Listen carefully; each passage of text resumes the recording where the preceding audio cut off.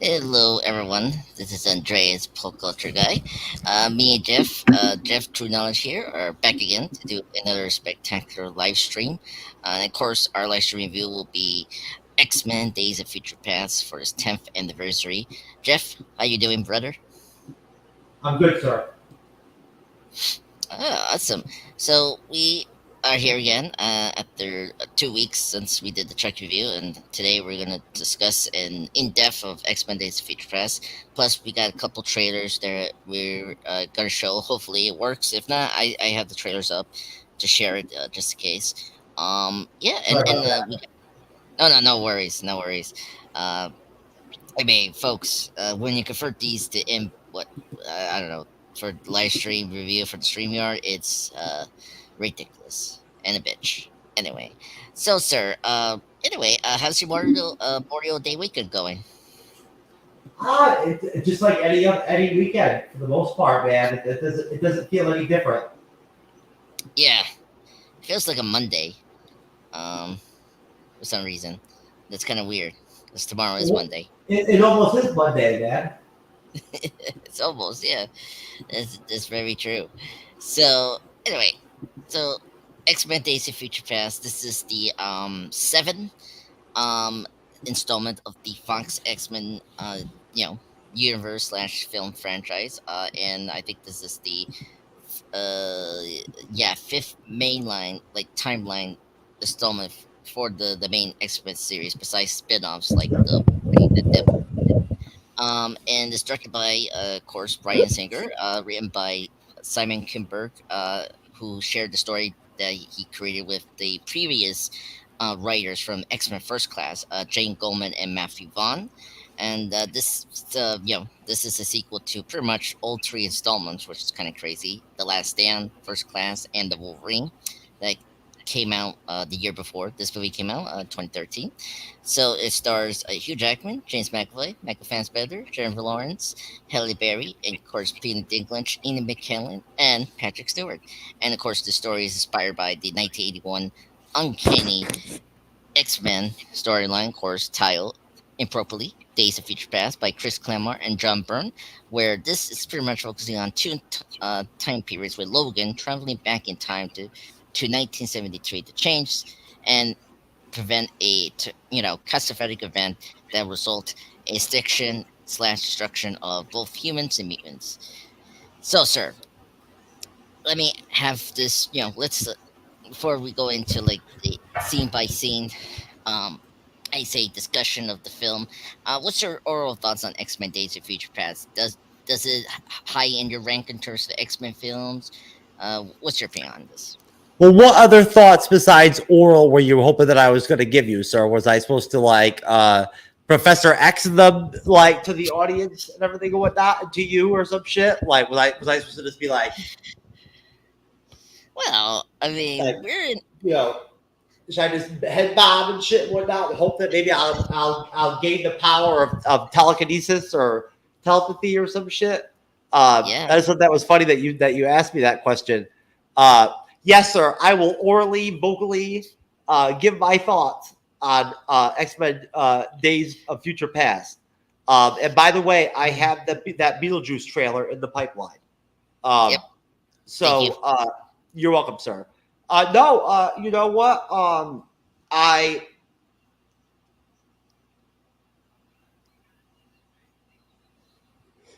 I was a fan of the Fox X-Men films, and the reason why I paused is because I'm trying to remember when I watched this.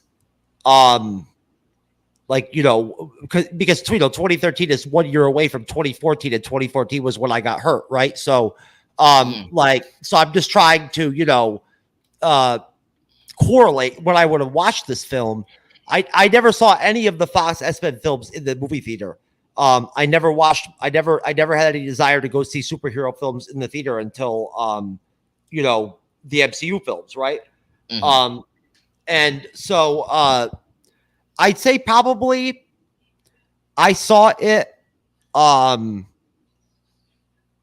it would have came out like on TV late 2013, 2014. So I saw it after I got hurt probably. And that was back when it would have been on HBO and things like that and whatnot, you know, like I had cable, right? So really like where I'm getting to is that when I watched the movie, for once I didn't watch it today. I watched it because I had time to kill. I watched it not yesterday, but the day before that I watched it. And so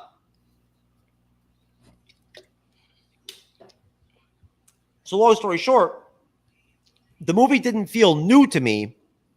I knew it. I knew the events that occurred in it for the most part. I was a little bit surprised by some of the things that happened in the second half of the film and the ending of the film, whatnot, and everything, right? I'd forgotten those parts, which makes me think probably the first time I watched it or whatever, maybe I only watched the first half of it or something. You know what I mean? Because like I totally didn't even have any remembrance at all of the Sentinels, you know, like and all that shit and whatnot, right? I did not, but I kind of did. So basically, I'd say that my watch of X-Men 97 the other day, X-Men 97, X-Men Days of Future Past was really refreshing because it hey Cyber, you know, it felt like a movie that I'd seen, but that I really hadn't maybe paid attention too much to when I watched it before, you know, and now this time I really was fully invested into it. All the way through, right? Seed to seed and all that, right? Like I was fully, you know, paying attention to all the details and all that. And it's a really well put together movie. It really is. It's well done. It's crazy to think that like when the original Fox trilogy of X-Men movies finished, and then they came out with the First Class stuff. Is right? That's what it's called? Yeah. The First Class or the prequel, whatever you want to call it. That was a really great like evolution. You know, like that was a really, if you were like you know, it felt like a really good move. It was like, you know, okay, how is this going to work out with them like, you know, making new X-Men films and they're going to change the characters and all that stuff and whatnot. Well, this is before the MCU, right? Like, you know, kind of back then. You know what I'm saying? Like, you know, the first one of the rebooted X-Men films or whatever, whatnot, the First Class came out in like 2011, right? Yeah, it was before the Avengers came out, so it was like in Phase 1 when the MCU was building. So yes, so it was a different era of superheroes in cinema, and so you know, things were more wide open. And Marvel had not set itself out as like the MCU yet. They had not like, you know, the Avengers was what took them over the top. You know, they hadn't quite reached that point yet. So I guess my point is just that they made some quality films. You know, I don't know what happened with Apocalypse. I couldn't even watch that. That was so fucking terrible. And then Apocalypse was so bad that I didn't watch Dark Phoenix because Apocalypse was so bad that it was like, oh God, like, you know, once I heard like people talking about Dark Phoenix and how bad that was immediately, I was like, oh fuck, I'm never watching that. You know what I'm saying? And I probably never will. No, I'm in the same boat as you. So I mean, after Days of Future Past, I didn't see. I saw Apocalypse. I was very disappointed with it. It was bad. I mean, it was really like it was the X-Men: The Last Stand for me. And you know, and yeah, I didn't see Dark Phoenix at all because when I heard the bad reviews of that film, I was like, I'm not going because I was very disappointed with Apocalypse, and plus, they were already bought by Disney at that point. It's like, so why you were making another, you know, like another sequel of these? You know, the fact that you're going to reboot anyway. So it was just like it's amazing. It's amazing the power of like hearing people say negative shit about movies and TV series to you and things like that and whatnot because like. It's like the New Mutants, right? Movie, the Marvel Studios, the one that Sony started, and then Marvel ended up having to make, right? It took them like what 5 years to make it or whatever. Like, Yeah, I watched the first half of it, and it wasn't that bad. It was like the build-up part. It wasn't even like, and none of the good shit had happened yet, right? It was the build-up. And I stopped watching it, and I never went back and finished it because of how badly it was talked about, right? I was like, in my head, I was like, why should I go waste my time and go finish this movie, right? That I didn't finish the first time when everybody told me already it's terrible. Yep. Yeah, it's right? very true. No, I same here, brother. Saber, hello, Saber, how you doing? No, what, Saber, I do agree. I did see bits of Dark Phoenix. I will say Dark Phoenix is a better movie over Apocalypse, but that's not saying much. I have to say, but I'm happy you like it. Um, I mean, it's better than X-Men: The Last Stand in terms of adapting the Dark Phoenix saga, because at least Dark Phoenix feels more comic accurate, if I have to say. I like how this large, the kind of tight X-Men t-shirt looks on me. It makes me look a little bit more jacked than I actually am. Yeah. More buff. Oh my god. I love that shirt, and great that you wear the hat. I love that we're matching finally after so many X-Men reviews we've been doing. Oh dear. I can't believe it. Tomorrow's X-Men 97, the finale, the season finale for one. I know, time flies. This year's flying by. Yeah, I know. Before you know it, we'll be covered in House of the Dragon. Oh, I know. In 2 weeks. Oh, crazy. LOL. The first episode review of The Acolyte is next week. Yeah, I was talking to a friend. A friend invited me for lunch today, and we were talking like what shows I was watching, and then I brought up The Acolyte, and I remember it was this week, right? Like in June 4th, it's coming out. Yeah. Then we're doing the first review on the 5th. I think they're dropping 2 episodes, and we're going to start off with just the one, so we'll be a week behind. Yeah. What day this is releasing? That Acolyte. I'm sorry to change the subject, but like, when is that? It is the 4th. I believe it is the 4th. Yeah, 4th. Hold on, I should put up the camera. I'm sorry. Cyber's gonna love it. Cyber's gonna love what I did with the schedule today. When we do the Rings of Power, since they're gonna drop the first 3 episodes of the Rings of Power, right, in one shot, and then they're gonna drop the 5 after weekly, right? And I actually want to get caught up in real time with the series. I like being in real time with the series, right? Like, so more people will come watch us. You know what I mean and whatnot, and like the shit will be more relevant when we cover it, right? Like, it's not complicated why I want to do it. I want to be in real time if possible. I don't mind like splitting it up and being a week behind, but I'd rather be like caught up. So either way, I scheduled the Rings of Power to where the first 3 episodes drop on a Thursday. The first 3 episode shows are Friday, Saturday, and Sunday that weekend. Whoa. One episode per night, and then we'll be caught up by the next week, and we'll be able to start. We'll be able to go right in and do episode 4 on that Friday. Whoa. So you and Saber are going to do the Rings of Power this year? Oh wow, that's crazy. You're doing Rings of Power, motherfucker. I mean, you're a member of the MCU's Bleeding Edge, bitch. Like, when we cover, you cover. Well. I agree on doing House of Dragon, and that's it. And I mean the Acolyte for first 2 episodes if it's good. That's my agreement. You loved Ahsoka. You love it all. You loved it. Yeah, I mean it was good. It was great. I'm not complaining. I don't know. Like I'm just not excited for the Acolyte. But we'll see. You know, it's just the trailers. The trailers were bad. I mean, the first trailer was not good. The second one was much better, I will say. We've got a lot of people coming on for the Acolyte, so if you want to drop off some Acolyte shows, whatnot, that's a good time. Yeah. So I'm gonna stick with the first 2 episodes, and if it's good, I will continue on. No worries, folks. And by the way, I'm sorry I wasn't in the Fallout. I was just under the weather, folks. But please check us on. That's Friday. Okay. That's all right. We struggled through it without you. We missed you. We did without you there. You were. It's all right. But you were missed.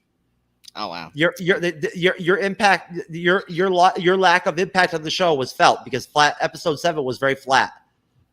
Oh, wow. What is? Yeah, episode 7 was okay if I remember correctly. I haven't. I need to remember. The Rings of Power was not bad. Cyber and I pretty much liked it. We found it entertaining. So, like, who knows? Season 2 could be okay. Mm, But we covered season 1, so we're gonna cover season 2. Yeah, we're gonna do it. We're yeah. gonna do it. And I don't care, and I want to be caught up in real time. So if Simon wants to leave me hanging, and I've got to like, if he's got to work and stuff like that, or do like family stuff or whatever, I'll find people to come on and record with me on Saturday and Sunday and whatnot, and do episodes 2 and 3. I can. Where is this episode? Yeah, it's Amazon Prime, right? The Rings of Power is from Amazon Prime. So I definitely will help you. We'll get back to expectation for the fast, but we'll definitely give. You'll help you me? Yeah, I'll help you Friday and Sunday.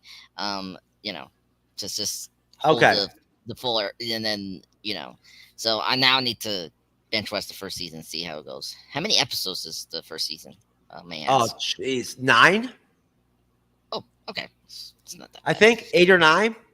Yeah, I mean, just like the Fallout, I went quickly, so it's not a big. Yeah, I was looking at our schedule. We'll talk about it more tomorrow, obviously, in the Bleeding Edge report. But I was looking at it today, Yeah, and yeah. just laying it out and whatnot and everything. Now that we've got Agatha worked out and incorporated in there, right? Are you excited for House of the Dragon? Yes, yes. So today, it's Memorial Day weekend. I've been watching the last 2 episodes for the House of Dragon, so almost done. So I cannot say much. So far, I'm very excited to watch the show for the season 2. Are you excited that we're interconnecting it with Jermaine's YouTube channel and shit, whatnot, and everything? We're gonna do our first interconnected Bleeding Edge report deal. Oh yeah. Did I tell you about that? No, I was. I didn't have a chance. I didn't have a chance to tell you. Yeah, we haven't talked about it because we don't have you and I don't have meetings. You know, No. like Yeah. you know, so Jermaine and I worked it out to where we're gonna connect the whole series with his YouTube channel, his newer one, not the Star Trek one, the other one. And he has a co-host that did the first season with him. Ellie is her name. So we already have Dom on our team, and I've already got like 2 people from last year that did season, or the year before, 2 years ago, that did season 1 with me that will come on. Our mainstays will be me, you, and Dom, right? And then Jermaine and I are gonna host moderate the episodes in rotation, just like me and Cyber do. I'll do the first one, he'll do the second one. We'll do the shows on our channel, on the Bleeding Edge, and everything. But we'll go ahead and give him the files. He'll put them up on his channel so that we can all share it. Yeah. Okay. And he'll bring and we'll probably have some long shows because it's only fair for him to bring some of his people in, and he's got a team, so he'll be bringing some of his people in too, on the episode reviews. So like it's gonna be 3 of us already with me, you, and Dom. So we might have some we might have some big shows. Yeah. I mean, as expected. I mean, but you'll be happy, I figured, because there'll be people on every show. There'll be other people, new people. Yeah. I mean, like the X-Men 97 reviews, it's been fun with the other guests. It's been really good. And some of these people are off the chain too. They're black people, man. They're funny. They're black women and shit, whatnot. They're funny, dude. They're off the chain. Cyber's met some of them. They did Willow with us. Some of Jermaine's really? people. Yeah. You'll like them. Oh my God, Willow. Oh God, that is great. All right, that's good to hear. So, that's where we're at. So everyone wants to know what's going on for our schedule. Tomorrow is X-Men 97, season 1. Season 1 family review, or season 6 review. We already want to title it. We're going to review that. We're going to have some guests there. Plus, we're going to go over some pop culture news. I'm blanking what pop culture news we're discussing, but we'll see if our guest is going to come on or not. He's a big fish on YouTuber. His name is Comic Book Nostalgia, and like I reached out to him on Twitter and whatnot. Everything he said he was going to do the show, but the last couple times I messaged him, he hasn't responded back. Okay, that's weird. I don't know why, but like we'll see. I mean, yeah, we'll see. If not, that's fine. We'll have we'll rough it out. We'll rough it out. So it's it's not a big deal. So we're reviewing that. We're reviewing some like the news of like the Hawkeye, season 2 review, some of James Gunn's recent stuff, and then what else? I've been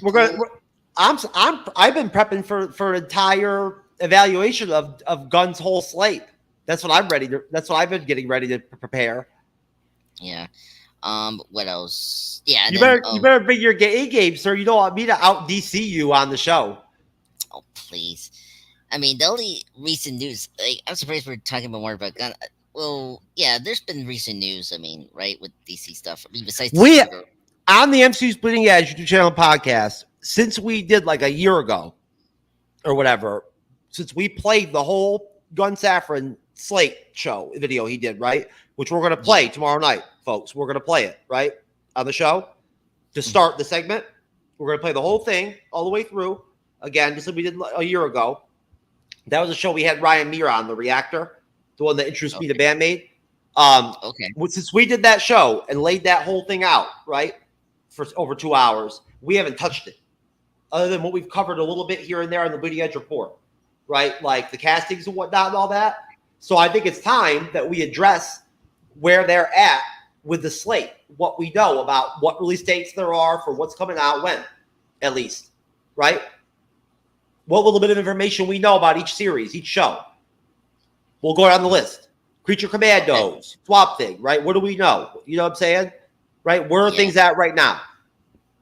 Yeah, I saw some news with the Lanterns, so I definitely can. I had that cover, so I need to like now we know Waller's not coming out until after Peacemaker season 2, right? Okay. You know, okay, that's the kind of stuff that's one of the kind of stuff I want to talk about. Is like give people some updates on where these projects are at. Yeah, especially movies. We now know that Superman's coming out next year, and then 2026 we have Supergirl. So but beyond that, though, the other stuff. The other stuff. I wonder what's the third one gonna be like after Supergirl. I mean, we already know that Frank Grillo is going to come over and be. He's going to come over and be in Picture. No. He's going to do live action in one of the other films. I forget which one it is, but he's going to cross over from Creature Commandos, right, for one of the projects, and it's going to happen in one of the first couple. He's going to be in Waller.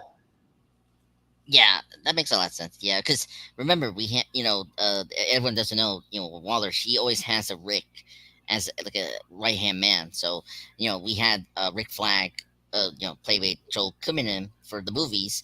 It makes sense to have like an older like Rick to be on her side. I know.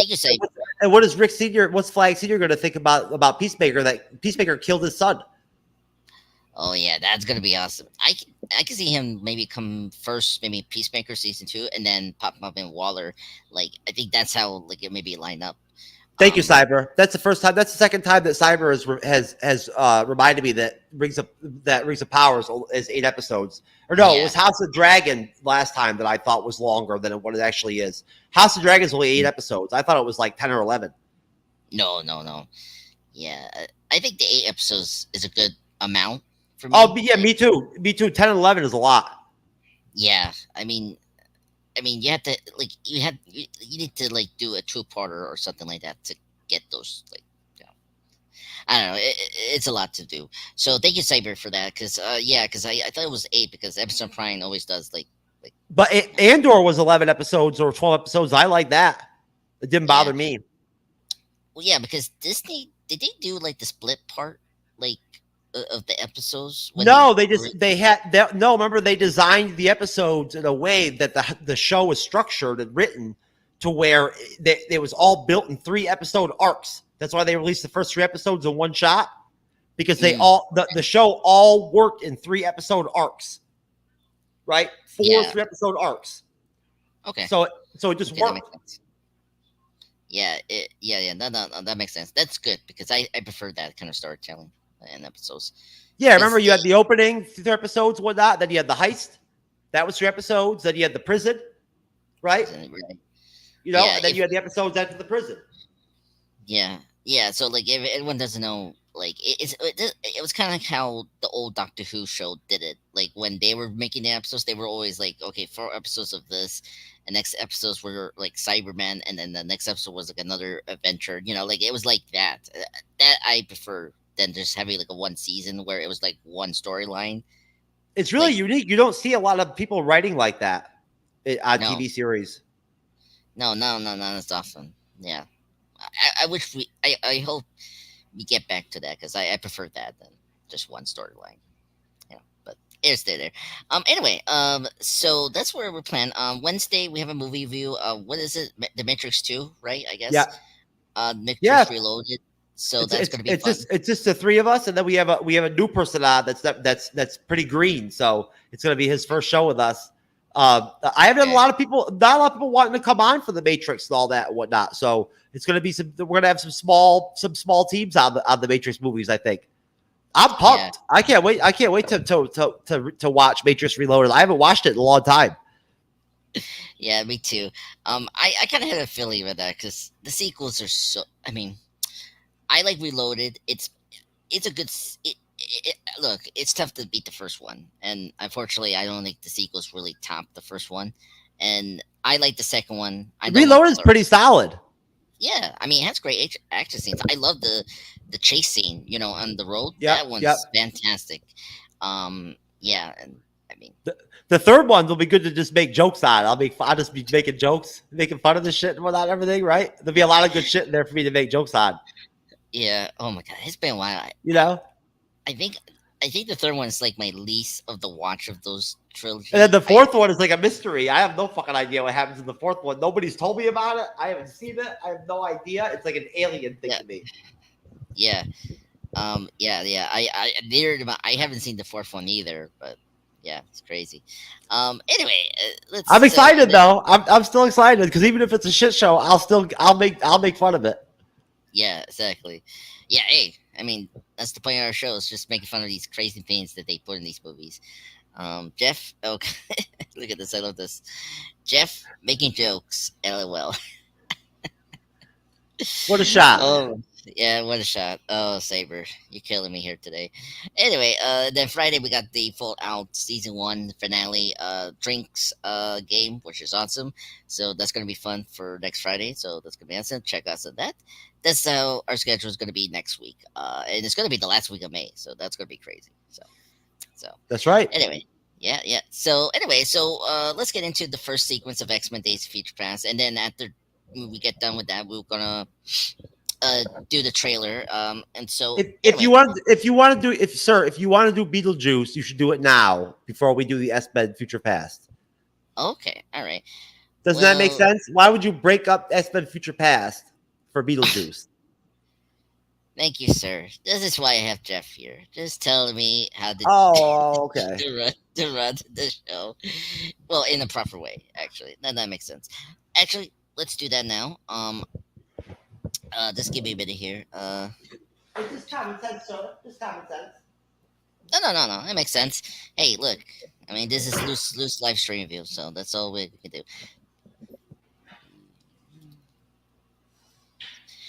Just give me a minute. Let me just pull it out right now. Just type in something. But anyway, so that's our plan for this week for the MCU Bleeding Edge report. Team. It's going to be fun. I'm very excited for next week, which is awesome. Well, I also plan on trying to get laid too this week. It's with some woman at somewhere, probably my house, in my bed, with some chick. It could be there could be many. It could be any certain one. I don't know. There's not one I have locked in, but God willing, it'll go down. Yeah. Go ahead, sir. I can hold the fort, sir. Don't worry. I'll take care of it. All right. Let me do the cancellation here for the audio. Okay, good. And then let me add the stage. Here's the preview. Be warned. Okay, so this week we recently have the new trailer for Beetlejuice, which is awesome. So we're going to discuss this afterwards, after you see this first trailer. So Jeff, hold the fort. I'll be right back. But guys, enjoy this trailer. It's really great. So, and sorry about that. Here we go. And right there. Here's a preview. Be warned. It's intense.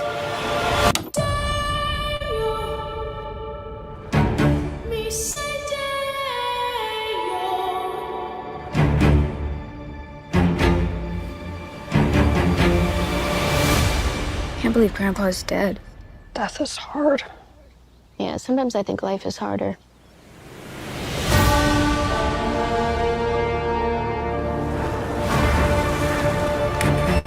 When I was a teenager, a trickster demon terrorized our entire family and tried to force me to marry him. I believed he was gone forever until you found this in the attic. Ew. Who's Beetlejuice? Don't ever say that name. Beetlejuice. No, Astrid, I am serious. If you say his name 3 times, he will appear. Beetlejuice. The juice is loose. I'm gonna make you so happy.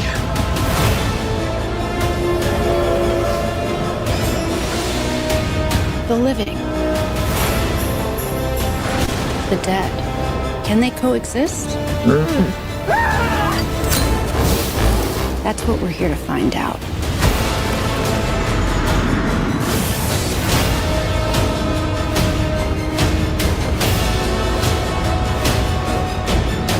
Where's Beetlejuice? Where's Beetlejuice?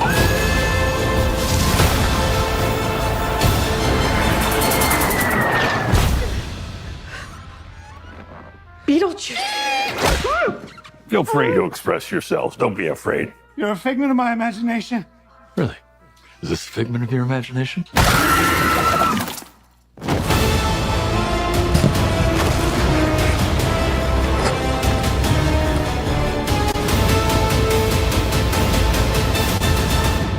Oh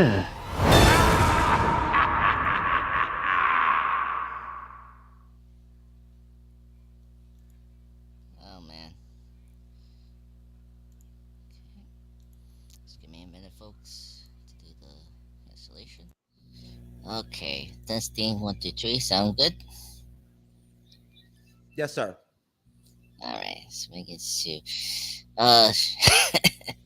Yes, I'll tell you what. Always make sure you wear your good microphone. You wear your good headphones, because I listened to one of our shows on a podcast episode when you weren't wearing your good headphones, your audio was terrible. Yeah, I know. I could not hear you. If I was the podcast audience person or whatnot, and everything, I'd be like, "What is that guy saying?" Well, folks, you're lucky that I have better headphones that I bought for my job, and I'm losing a laptop because I had to fix some situations. So anyway, so that's Sir, you're a member of a team. There will always be assistants in the audio, video, AVA department, or whatever, whatnot, from the team, or whatever, whatnot, to make sure that things are rectified on the Andre's Pop Culture Guy end, just to be clear. Yeah. So if everyone knows, I'm not at my usual, desktop. I'm not at my big laptop, Mac. I'm using my laptop, and the first night that I did it, how would we know? You never told us. I don't know. How would I have known? Yeah, exactly. So, I mean, it wasn't a big deal because my grandma's sometimes nosy when I talk very loud, so I had to make the decision to use my laptop, use my mom's laptop, and go into my room. And so far, it's been good. And I'm using these headphones that I got from my job. So yeah, it's been working better, which is good. And thank you for pointing it out, because I know these are better because I have the thing here that you usually use for the headphones. Well, yeah, yes. we want people to hear you, brother. You know what I'm saying? Like, No. occasionally you do say something like decent or like contributive or whatever here or there. I know. It's always good that you point out that, because I just want to make sure everyone can hear it. But yeah, so Saber, Beetlejuice. I mean, look, this is my show. I will do whatever I want. I'm a big Tim Byrne fan, so Beetlejuice. I don't like how I look at my green screen. Like, I don't like this webcam or whatever, whatnot. This layout with the green screen. I don't like how I look. I look all evil looking and shit and whatnot. And when I drink, like when we do drinking games, I look all crazy and shit. You see me, I get all crazy looking with my eyes and shit and whatnot, because I'm all close to the cameras and shit. I got that crazy eye look and shit and whatnot. Simon knows what I'm talking about. Hey, look, I think it's kind of scary, bro. I've seen myself. Take over the show. What's up, Saber? Oh, that's great. Cyber, could you imagine if I went over and just took over people's shows and that was the show? Like, what if True Knowledge took over your show and like hosted your show for a night or whatever. Well, how would it go? And then like they just let me in there and like host their shit or whatever. And that would be the show. Dude, it would be fucking crazy. I'm telling you. Andre's Pop Culture Guy, you have got to watch the episode I did with Jermaine on Trekker's Delight, the Star Trek show he does, where I guessed it. It was like some all-star shit, bro. It was some True Knowledge all-star guest material. Oh my god. Oh god, I think it will be beautiful because it will it shows you how wonderful Jeff is as a person, and that we need him more in our lives. I think what it is that you guys are used to being in front of the camera all the time, right in front of it. I'm not, right? Oh, really? Okay. Think about it, right? In my room, all my webcams are at a distance, you know? So, like, they're not close to me. So you're always seeing me in, like, a bigger shot. Yeah. When I'm up close and I'm up tight to the actual laptop screen like you know, with the one webcam on top, I'm just not used to this angle. Yeah, no. I understand. Yeah, that makes a lot of sense. Yeah. I do prefer when you're in the other room when we see all your posters. It looks good on you. But I like this way. I like the Bed Bay wallpaper. Well, I think that's I appreciate you saying that. Thank you. I put a lot of work into my background and my room and all that and whatnot. I like to record in there too. The different camera angles is nice. I like to be able to change them up. But at the same time, though, it is nice out here to be able to go out here in the garage. The AC that I got in here is too small. I've got to get a bigger one. But I do have AC out here, thank God, because it is hot down here in Southwest Florida. Oh God, down here is hot here. Like we're up to like 87 out, like outdoors. I mean, it wasn't bad today, but like, yeah, it's getting hotter here, in New Jersey. Sir, I laugh at 87. I live near the equator. Look, hey, I mean, you're in Florida. Yeah, Florida. So I don't have just like you would laugh if I came up there during the winter and everything and whatnot. And you saw me like freaking out and like shivering and shaking like a baby and all that and whatnot.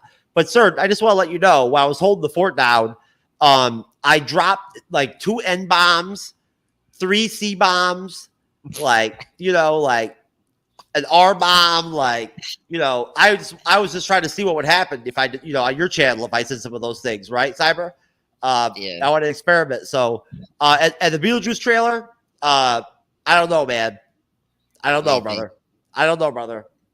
Well, I mean, we discussed this before. I know, Tim Burton is a taste, and I don't know. You've seen the original. I've seen the original like so many times, and I like Beetlejuice. So based off that one watch, I would not tell people to invest their money in the movie theaters to go watch that.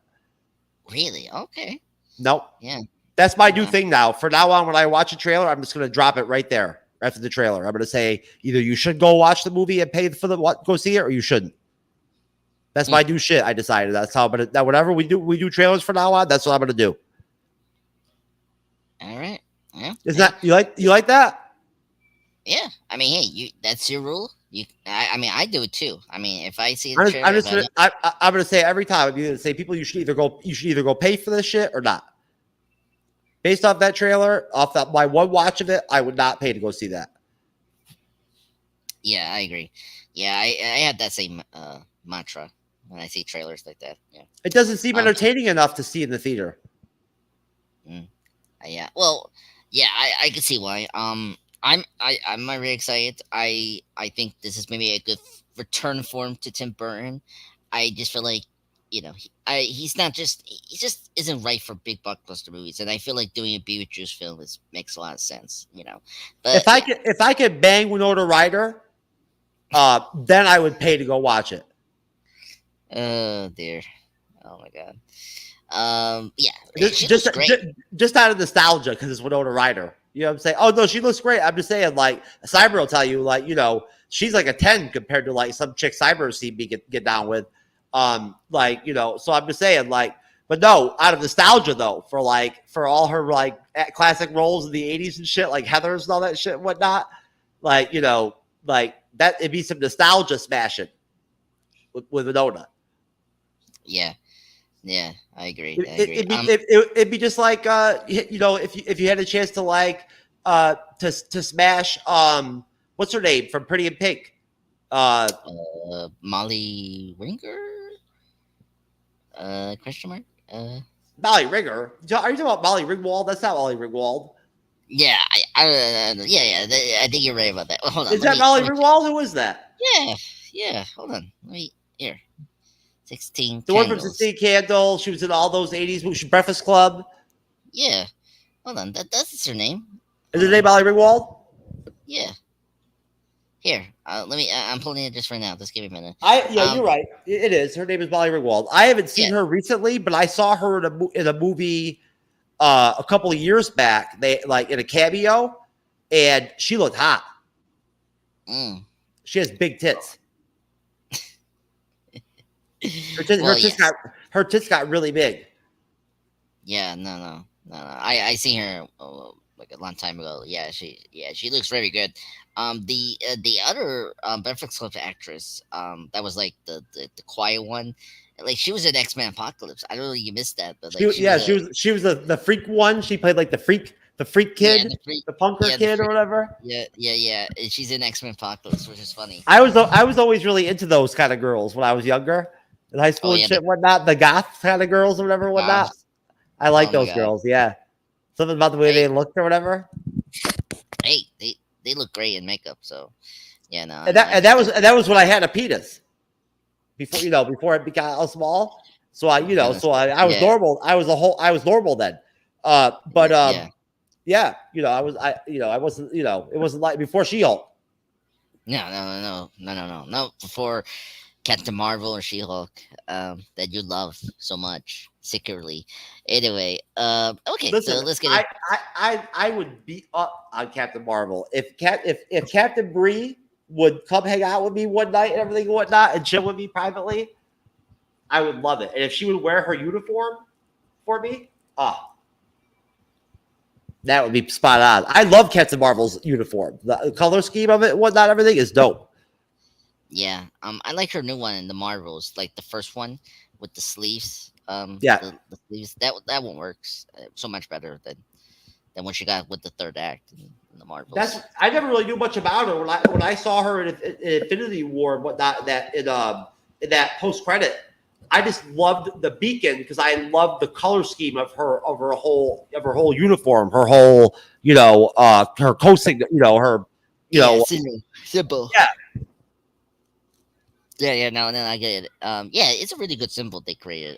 It's very iconic, I would say. I mean, not too iconic, I would say.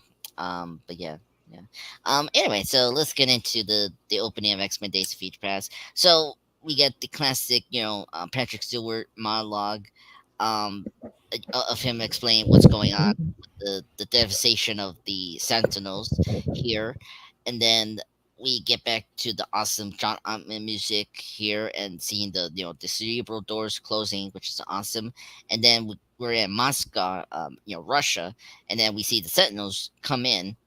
And then way back, we see a couple of mutants here. We got Blink, was it Thunder? Don't expect me to be able to know the names of who those X-Men are. Yeah, Warpath, Bishop, Iceman, Kitty Pryde, Colossus, and Sunspot, who's in X-Men 97 currently. So those are mutants there.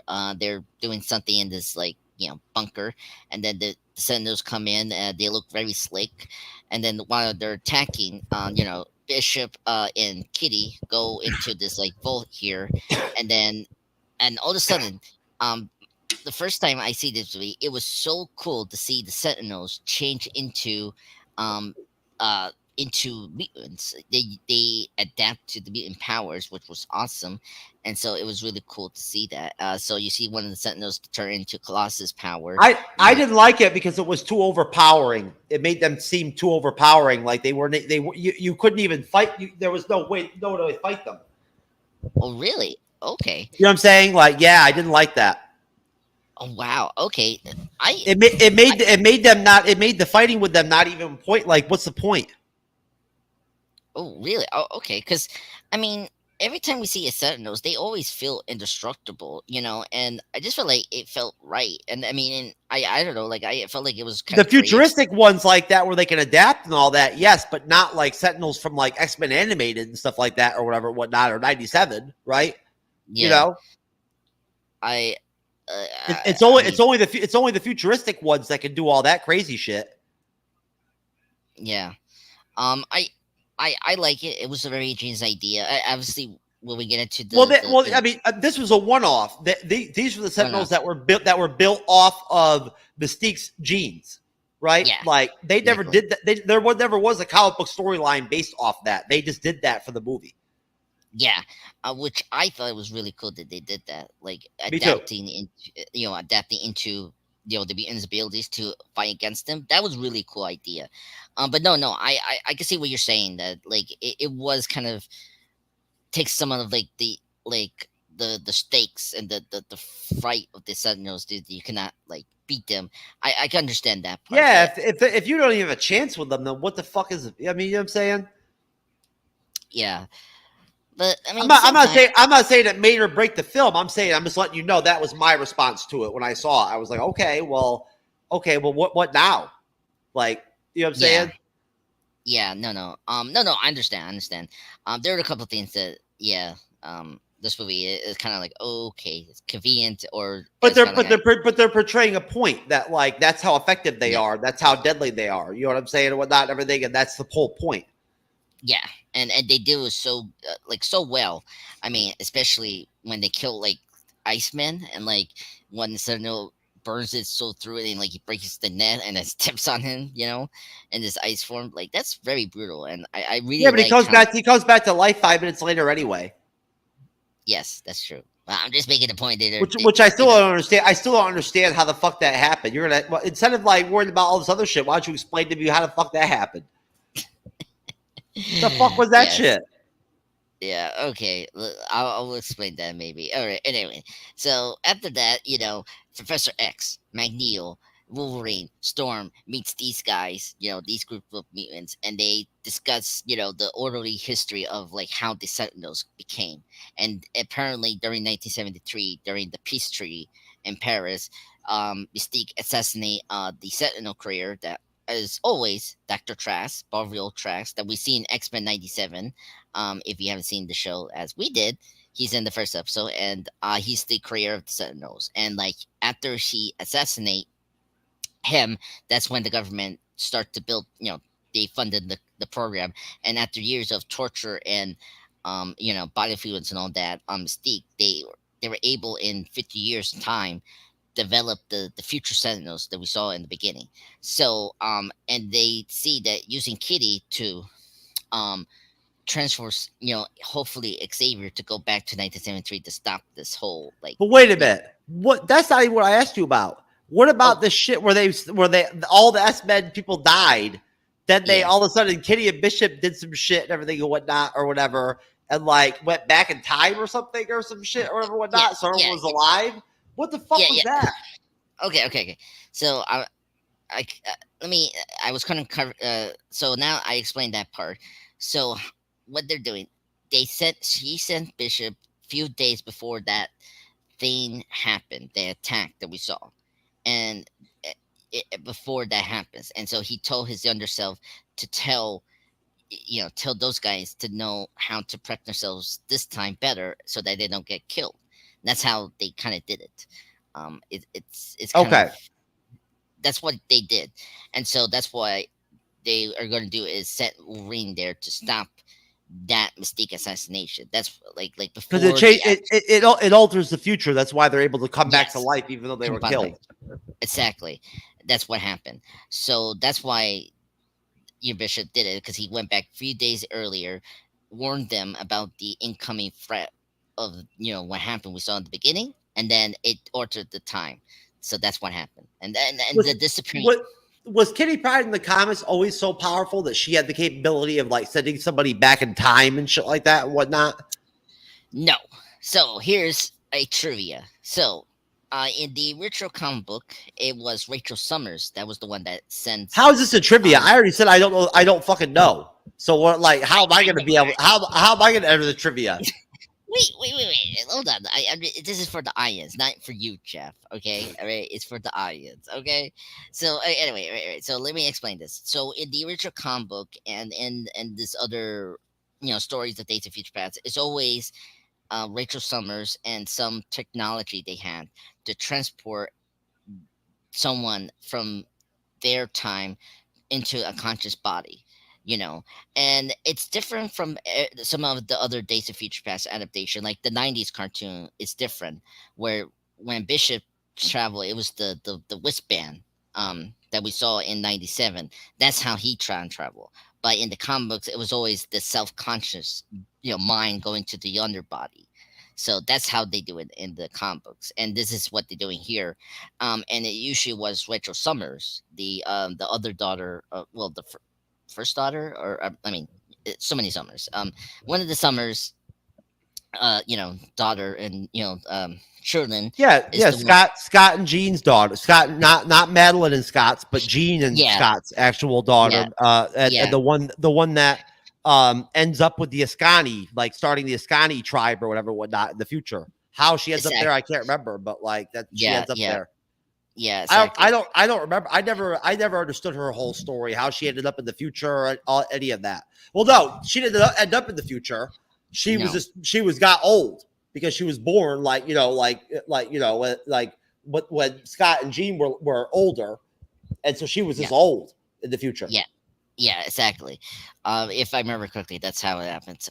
And because and the reason they use Kitty here, because in the original comic book, Kitty was the one that was sent back to warn the X-Men about the assassination of Senator Kelly.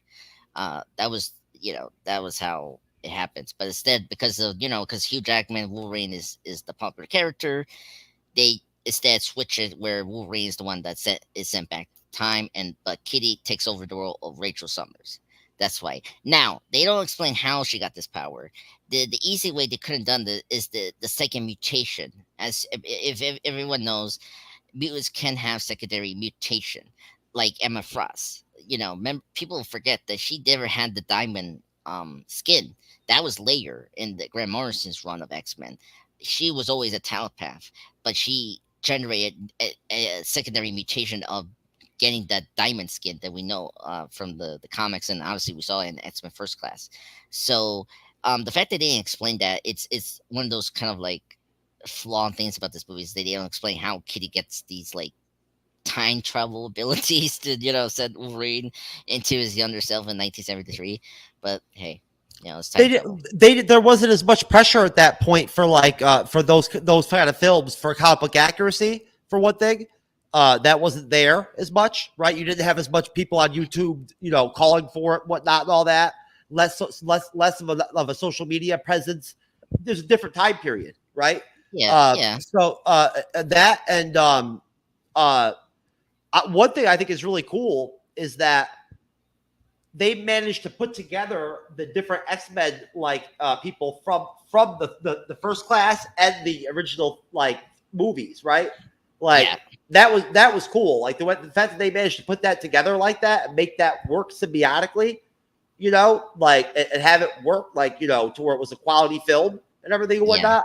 It worked out really well, and it really did a lot to service some of those original X-Men characters like Storm, where some of those first X-Men films are just not that good. Yeah. X2 is the best of the bunch for me. The movie is okay. It's a good start for the franchise, and then X2 is really great, and X-Men Last Stand is really bad, and then Origins is really really bad. But it's not as bad as Last Stand. But then First Class is really great. That's what X-Men films should be. And then I think Days of Future Past does a better job of being more. I'll tell you right now, the way that you feel when you see just because she is Storm, she she what's her name? The actress Halle Berry. Halle Berry. I'm sorry. Yeah. My memory's been bad this week. Halle Berry, she is Storm. Everyone knows her as Storm. So when you see her in this film in such a mature way, they used her a very adult, powerful way. right? Yeah. Like, like with her role, and to embody the maturity of like her being through the war and all that and whatnot.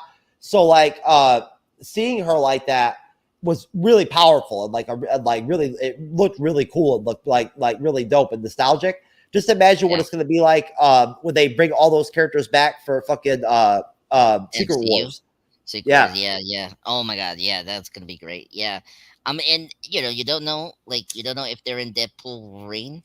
You don't know if the X-Men will have a cameo, but it could happen. So, but hey, but yeah, I mean, Secret Wars, yeah, I could definitely see them coming in. I don't think you'll see any S-Men cameos in really? Deadpool. Yeah. I'm just letting you know. I don't think. Well, you never know. We could see them, but I Yeah. think what we've seen is what we're going to see.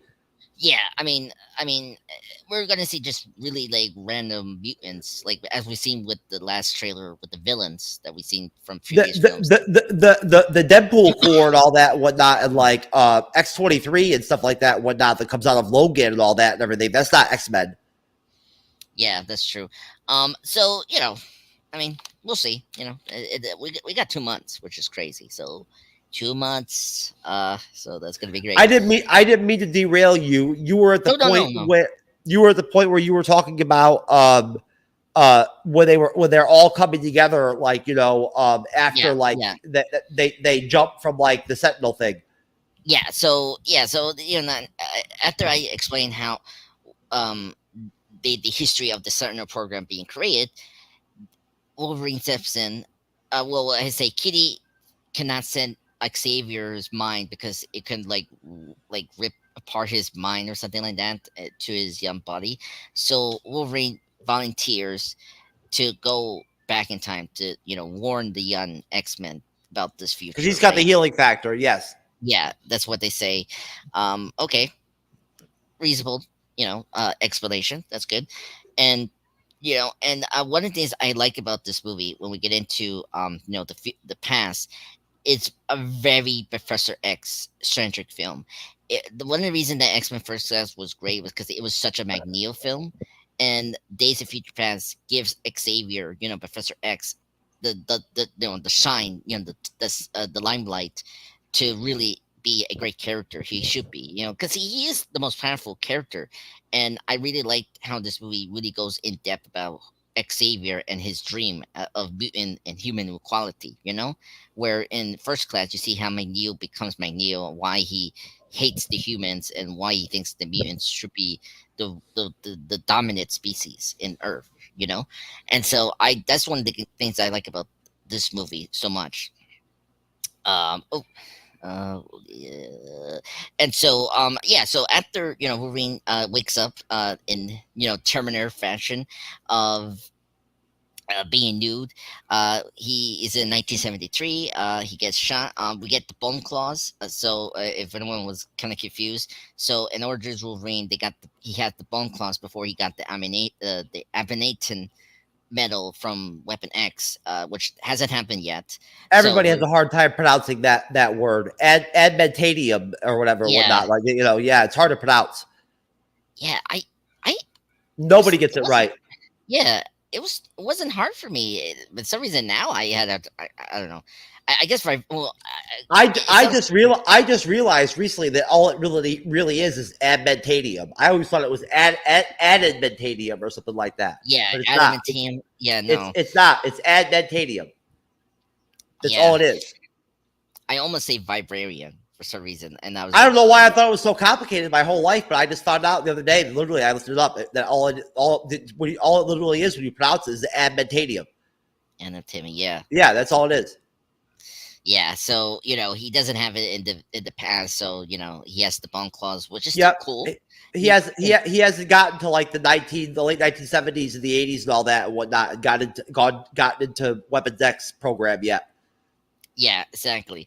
So so he is pretty much metal free, and after that we get the introduction of Trax trying to get the Sentinel program off the ground, but unfortunately, the community rejects him because of the mutants are not as dangerous right now, and plus I want to give a great shout out here in the Trask court scene. here. First off, he has the thesis that Xavier They did weren't the in first. court. They weren't in court. He was in front of like a senatorial panel or committee or something like that or Yeah, whatever. community. Yeah, thank you. Central panel, something like that, as Jeff was saying. By the way, two cameos here, which I really like. Chris Claremont is there, the OG goat of X-Men writer, and Lee Wayne, a the creator of Wolverine, was there. Two great comic book creators in that scene, so it was really great to see them in this movie. And obviously, Chris Claremont created Days of Future Past, so that was really awesome. So yeah, so we get introduced to tracks there, and then after that, Wolverine stops in the X Mansion. He meets the Yonder Beats by Nicholas Holt. And I love the line he say, oh my god, you're a late bloomer. He's a late bloomer beast. And after he like just forcefully gets into the X Mansion. He gets attacked by Beast, and then after that, we see Xavier walking. It's like, wait a minute, first class, he got shot by McNeil, he gets paralyzed, but we got the explanation later after, Wolverine convincing McAvoy's Professor X that he's from the future, and then he explains the danger of what happened with the Sentinels and all that. But after the encounter with Xavier not feeling the mood right now, Beast explains that the serum that made him the blue, the blue mutation that we usually see Beast, like X-Men 97, the blue fur, he created to fix somewhat the spine of Xavier, but it gets rid of his powers. So let me stop at that. What do you think about this first section, Jeff? It's pretty awesome.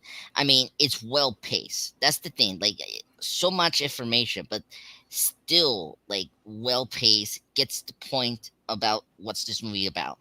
What do you think about it? Maybe that serum could rejuvenate my penis, my extremely tiny penis. Maybe it can rejuvenate it. Like straighten it out or whatever. No, your penis. Extend it. Your, your penis is fine. You just need to say "con Sam," and it's gonna be perfect. Okay, it's a good opening, sir.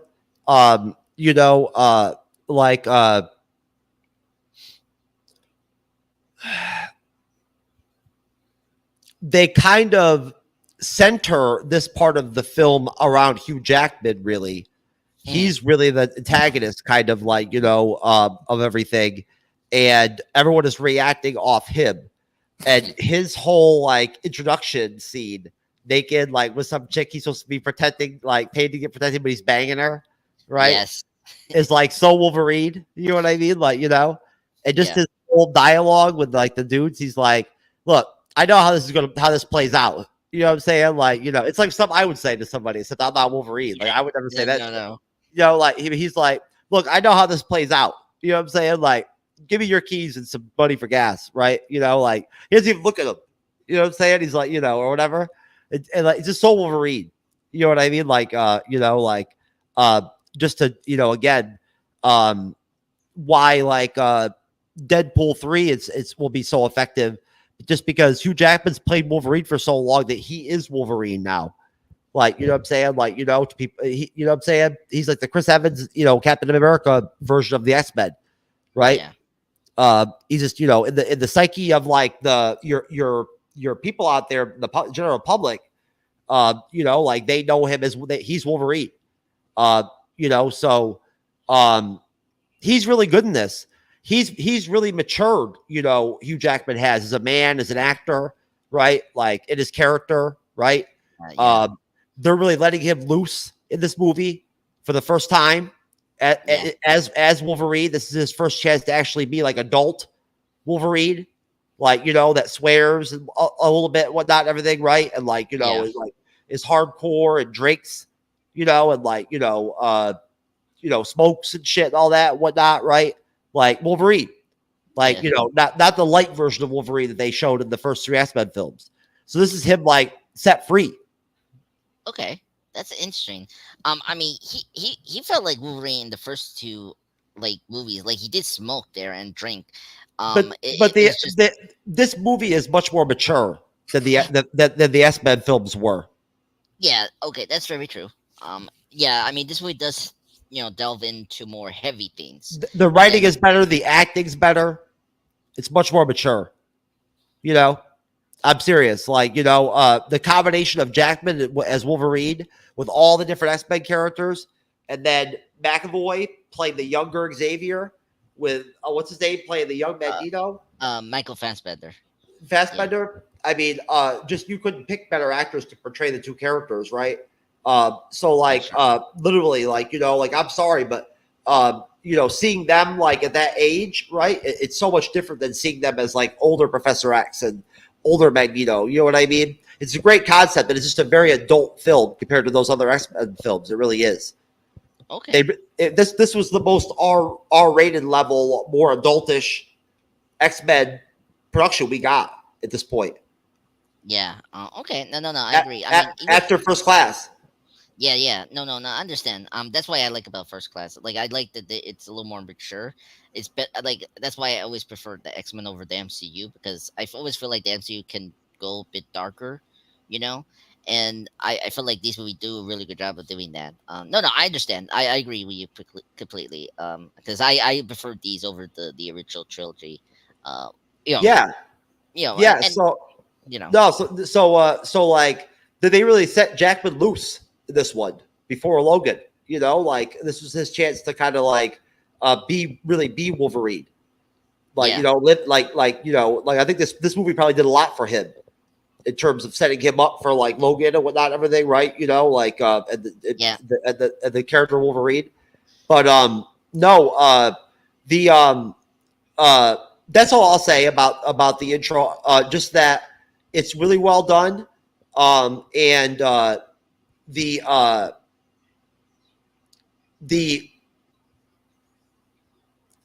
seeing I love Nicholas Hoult as Beast. He's really good. I like Nicholas Hoult in general, right? He's not my favorite Beast. I don't really love him as Beast. I like him. You know what I mean? Yeah. No. I agree with you. I prefer the Kelsey Grammer Beast in X-Men 3. That was like the only good thing about that movie for me, because the Beast was there. But yeah, because for me, Nicholas Hoult just feels more like the Hulk. You know what I mean? Like, he feels like more Hulk than the Hulk in the MCU, and that's kind of weird. And I don't like that this version of Beast is not always on the makeup, like Grammer was in X-Men 3. Yeah, I don't like that either. I would rather I'd rather have Hulk with the fur. That's what when I think of Beast. When I think of Beast, I think of Beast with the blue fur. You know what I'm saying? Like, that's Hank McCoy to me. That's Beast to me from the comics. Basically, that's why.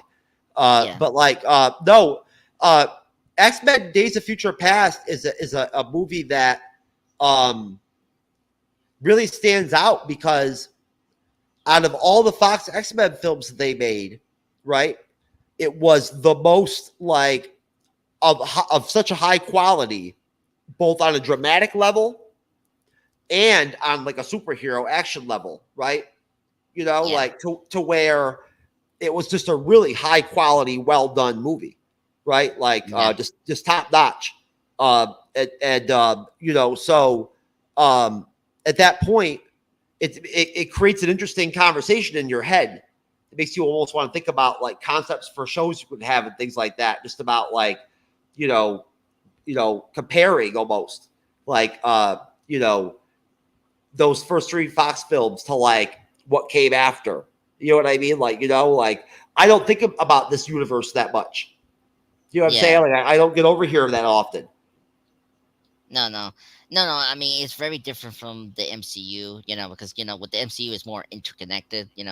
When they were starting, and obviously they were building up, the Thanos thing, and I never got to cover movies like this. I never got to, what I'm saying? There was nothing for me to review or whatever. You know what I'm saying? So like, so I'm contemplating things with this now, like, that on a content creator level, on a review level, like, somebody that does this.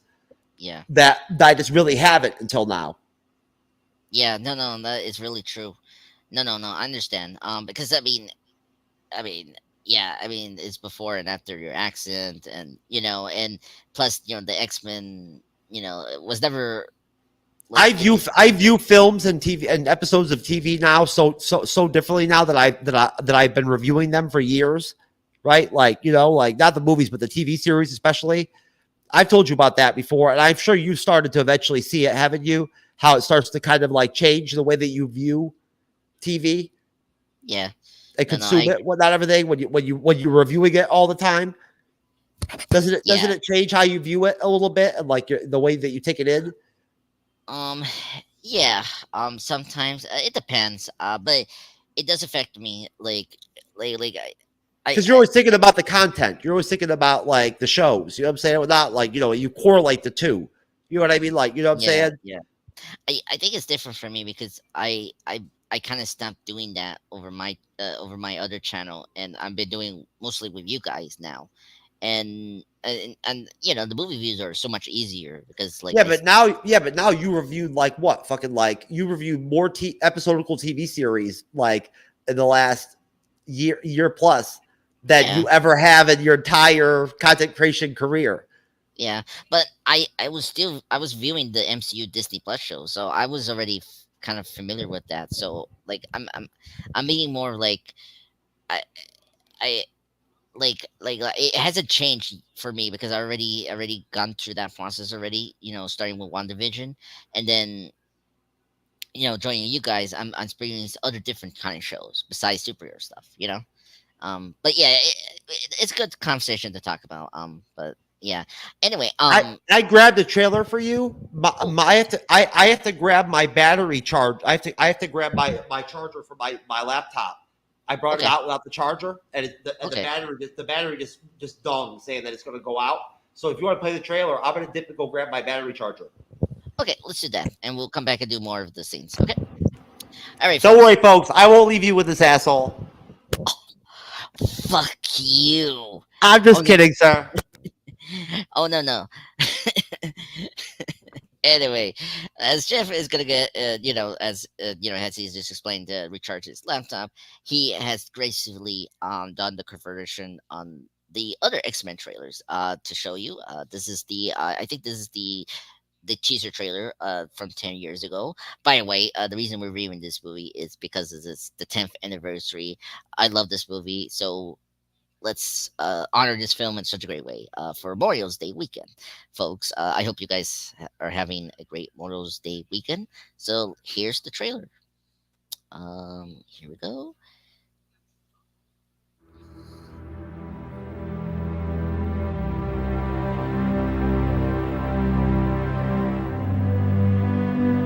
What's the last thing you remember? I had a glimpse into the past. You're going to have to do for me what I once did for you.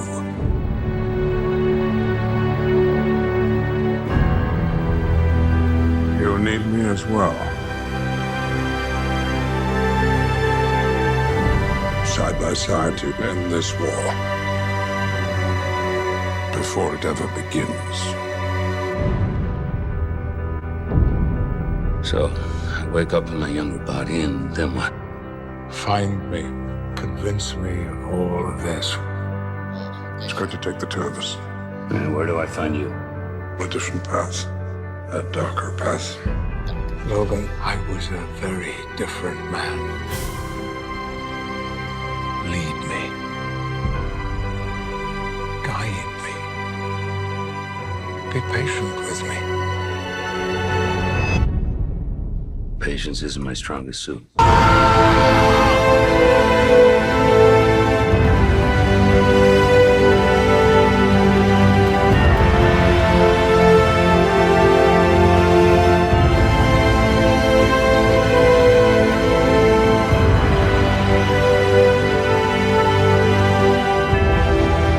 I don't want your suffering. I don't want your future.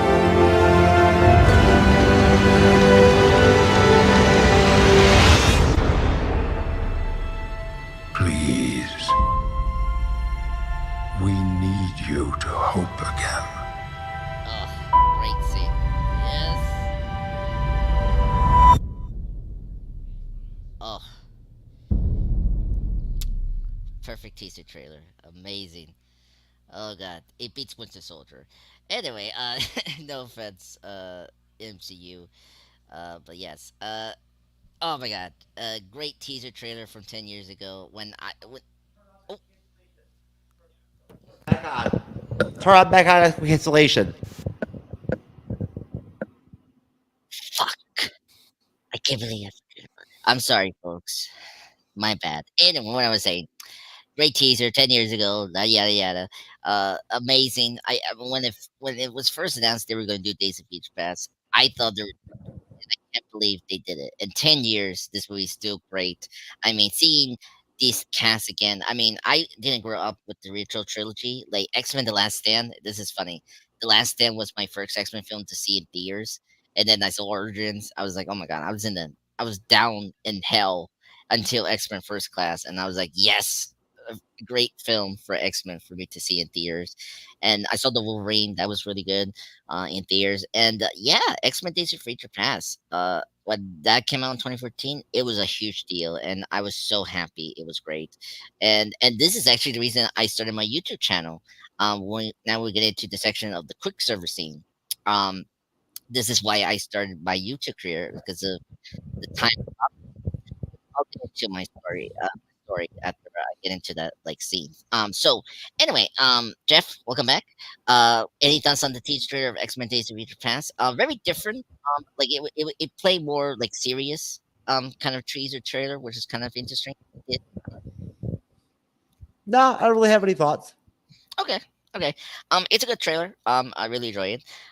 Anyway, so going back to the movie, so let's get into Mystique. So Mystique at this point is separated from Magneto. So Magneto is in a plastic prison at this moment, and she's as we've seen with the Sentinel like history segment from the beginning, she is finding out what's going on with the mutants getting experimented on and all that, and she discovered that Trax is doing that, and so she's like saving some mutants here, and so she meets up Havoc from First Class during this Vietnam segment, and there we see like a new version of Togue, two other random mutants we don't know, and we get the introduction of a younger William Stryker. We did see his father in First Class, so his father was in the First Class. If you haven't seen First Class, his father was there, and so we now are seeing the young Stryker here, which was great. So great continuity there. So yeah, and then Mystique stops this experiment thing on Vietnam segment, and she saves Havoc and the other mutants. So, and then after that, really talk about the Xavier, meaning Wolverine.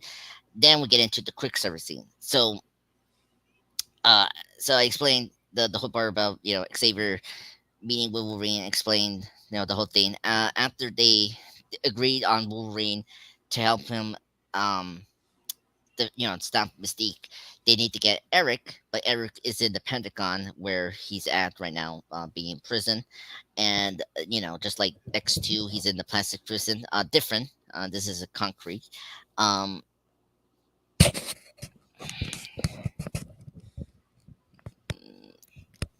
yes, thank you, sir. I know that. Anyway, so anyway, so after they're trying to figure out a plan to get Eric out of the prison, but they don't have too many resources. But Wolverine has one mutant he has in mind, so we get the introduction of Quicksilver. So yeah, so we get Quicksilver, played by Evan Pierce, who's going to be pretty much the breakout character for this film. And so they meet him. He's very, very talkative mutant. He has the powers, so speed. And then after, he agrees to come. They go to Pentagon and they start this really cool heist, like a very heist kind of film segment where they are trying to get Magneto out. So we see first Quicksilver getting in, dressed up as the police guard, goes in, vibrates the glass, escapes him. We get Magneto here, which is great. And then at the same time, while we got Quicksilver gets Magneto in the elevator, we get the really cool tease of like he thinks we get the little foreshadow of them being Magneto is the father of Quicksilver, just like the comic books, which doesn't get paid off at all in X-Men Apocalypse, which we're not gonna get into. But it was a really good tease about the parenting of that. And then after that, he meets up with Xavier, and Xavier is not in the mood for Magneto stuff. And then more guards come in, and Magneto was trying to distract. I don't know what he was trying to do. Like he just lifts the stuff up, and then we get the iconic time in a bottle scene here, which is fantastic. Seeing Quicksilver's perspective, trying to stop the bullets and all that, and stopping the guards. Very fantastic scene. Really love it. So this is where I want to, briefly detour a little bit. Uh, this is a very, I don't know if you guys will enjoy it, but this scene and the character Quicksilver means a lot to me. This is why I started my YouTube career. I just made a very short video of Quicksilver, just enjoy the character and put time in the bottle, and that video did so well. Reach over what I know 1K reviews or 1 billion reviews, whatnot. It got me into the YouTube content, so I had to really thank this movie and that scene particularly with Quicksilver and the song "Time in the Bottle" for projecting me into the YouTube content creation this last 10 years of my life. So I really appreciate this scene, and I always love the character Christopher, and I wish that he got better things to do in the films. And plus, One Division wasn't helpful. What they did to him there. Hopefully, we get another chance with the character, but we'll see down the line.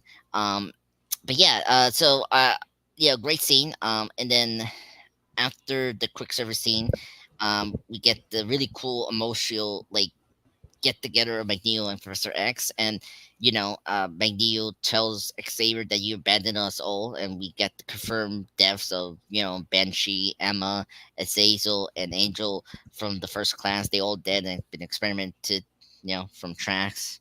And then after that, we get we connect this with Mystique. Mystique reduce one of these diplomats that's going to be in the Paris Peace Treaty in 1973 for the end of the Vietnam War, and she gets the invitation. It's disguised as him.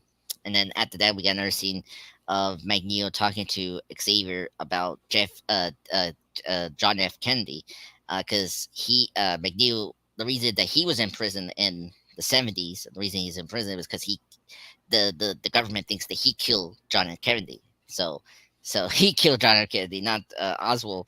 But the most shocking thing ever, that guess what, folks? John F. Kennedy was a mutant. That's right. He was a mutant. So Magneto was trying to save John F. Kennedy because he was a mutant. But what happened? I don't know. So he got falsely accused. Shame on you, government officials. You blame an innocent mutant that was trying to save his kind. And so, and Xavier hears this is like, wow, okay. And and they play chess as always. If you know them as characters, they love to play chess. And of course, Magneto is going to make his first move, which foreshadows what happens in the the panel, whatever you want to call it, that Drax has with the diplomats in Vietnam. So Magneto almost fucking tears the plane apart while they're flying. Yeah, it's so crazy. It's like he has a Chandra, and he's making the plane just rip apart.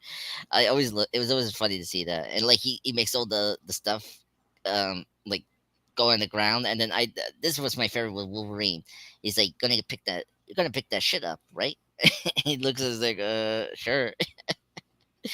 Oh my god, that is so funny. I just love Wolverine's reaction, telling him to pick up that shit. His whole disposition throughout the whole film is great. Oh yeah, oh he's so funny. I mean, when he goes into the light detector, for the end of the film, and he's like, oh my god, I didn't because he doesn't have the metal in his body, because the light detector, sometimes activates because of the metal stuff in his body. But yeah, it's so funny. Hugh Jackman is so funny here. His interaction with the young cast is great, as you say before, Jeff. I wish he had more with Magneto, with Fassbender, but the moment he has with him in that plane, it's so great. Like you could like they have really good chemistry there, and I like how he say like he always chased him so many years, when he was the older Magneto. So yeah, so after Mystique introduced the guy, we get into the Peachtree scene in Paris. Trax is doing this presentation about the Sentinels to them, and he has this the mutant tracker that detects the mutants, and of course Mystique is there. The thing activates, and Mystique is pretty much her cover is blown. After she beats up the guards, she almost gonna kill Trask, but she's interrupted by Xavier, and then of course Magneto made his first move, and he's gonna grab the gun and gonna kill her, which is ridiculous, typical Magneto fashion. And then she jumps in the window, and Magneto, like how you say, he controls the bullet and he bends the bullet, which was kind of cool because if you don't know, guys, there's always the conspiracy that the bullet curve, and that's why that killed JF Kennedy in real life, and it's kind of cool that they kind of did that, or that was in the marketing material for Days of Future Past, but whatever. So he covered the bullet and shoots Mystique's leg, and then Beast is Beast because Xavier he has Hulk abilities for some reason. If you punch him, he gets angry and he gets into the Beast, which is kind of ridiculous. Whatever. So Beast attacks Magneto, and while this happens, Wolverine, because he's now recognizing Stryker's there, he goes in and out on his body. So because he's recognizing that the person that's going to give him the metal claws, and he unfortunately in the future cuts Kitty Pryde, and so now she's injured, and so there's going to be a time clock for her for the future people to get this thing done right. So yeah, so after that, Mystique, so Beast saves Mystique, attacks Magneto. Magneto, cage Beast with metal, and whole hell breaks loose. The mutants are revealed in public, so mass hysteria. So after that, we get into Nixon. We go back to Washington D.C. We're in the White House. Nixon sees this. He talks to his government officials, all the cronies in the White House, whatnot, about the countermeasures, about the mutants, how we're going to defend the humans. And of course, Drax is in that room, and there he has the chance to show the Sentinel thing and get the funding, right? And at the same time, Drax asks if we do capture, the mutants, he wants Mystique, obviously, for advancing the Sentinels, as we see. So, let me stop there. What do you thought about, the Quicksilver scene to pretty much the White House, of Nixon and Trax convincing the president to go with the Sentinels, sir? Great sequence. I love it. Honestly, what is there to say about the Quicksilver scene? It's really cool. It's just a really, really cool scene. That's all there is to say, right? Like, it's really cool, that, his impact on the film, in his role, not in his pretty small role, is great. I love that actor. And then of course, he stirred up all that shit with WandaVision, right? So that was great. But that's all I got. I'll save my bullets for later on. I gotta get a cold drink. Okay. Well, let me get you on the sequence. After that, I guess. So after the White House day, we get back to the X-Mention. Xavier, kind of collapses. Yeah. Xavier collapses in the floor because he hasn't had his doses, and so he's getting his powers back. And Wolverine has pretty much is trying to convince Xavier to use his powers to find Raven. And so for a while, after Hank gets the ejection of the the cure whatnot for his spine, Xavier goes with Wolverine's advice, and he doesn't do the injection, and so he gets the Xavier chair. And then after that, we get a really cool scene of Trax and why is trying to kill off the mutants, because he's using the mutants as like a propaganda to unite the whole human civilization as one, so that they don't go extinct. So he's just basically using the mutants for try to like like it's almost like the Watchmen thing, where like Ozzy thinks of tricking the governments of Russia and all that, of this like actual alien invasion and the Watchmen that will unite the whole nation as the equal instead of being divided. That's what Trax is doing here, is that he's using mutants as a way to unite the human civilization as one, and mutants are like the easy target to do that. So that's his plan, as why he's doing it, is why he's doing these experiments. And after that, Xavier goes to the Zero. He tries, the first time ever after 10 years of looking for students, aka mutants, and it was rough. And then really great speech where he knows how to operate the Zero, but it's all comes from his heart and his mind, but it's broken, and he feels like he's one of the students. And really great, powerful speech there. And then this is great. This is where Hugh Jackman really becomes his own, as you say, Jeff, that he's come a long way as Wolverine. Here, he's acting as a mature person, telling him that he was one of his students. He now knows who he is, and he knows how to control his powers, and that because thanks to what Xavier did for him in the original trilogy. So he doesn't know how to convey that. So we get this really great scene where Professor X goes into his mind, McAvoy's Professor X, and sees the horror, but he goes past it and he sees his older self, which is the moment we all were waiting for. Professor X beats Professor X, and then we get this huge, great emotional sequence with Professor X. McAvoy kills it. This is one. I don't know. You have seen Split. I know people like his performance in the Split film, whatnot, but I think his performance as Professor X here is amazing. He should have gotten an Oscar for this film performance. I think, he really McAvoy. You mean McAvoy? Yeah, McAvoy. Yeah, sorry. He should have gotten like a nomination for this movie, because I think he really is the star of the film, and you see how broken he is, and he does it so well.